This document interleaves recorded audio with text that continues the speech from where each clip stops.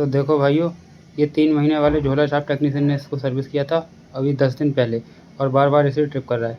तो देखिए इसमें कितना गंदा बहुत ज़्यादा मिट्टी निकलता है। मैं इसको सर्विस करता हूँ, देखिए सर्विस कर रहा हूँ पीछे का कवर खोल के, और मैं हमेशा ऐसे सर्विस करता हूँ। सर्विस करने के बाद देखिए बढ़िया से क्लीन हो चुका है, और क्लीन होने के बाद देखिए कितना अच्छा लग रहा है, साफ़ दिख रहा है पूरा। पहले कितना गंदा था, और इतनी सारी मिट्टी निकाली है मैंने इस एसी में से। करीब आधे घंटे मैंने इसको वॉश किया है कंटिन्यू, उसके बाद ही हो पाया है। फिर उसके बाद मैं सीधा पैक वैक करके इसको एसी को डाल देता हूँ आउटर कवर में, और यहाँ देखिए मैं लगा दिया हूँ इसको। लॉयड का ये एसी है।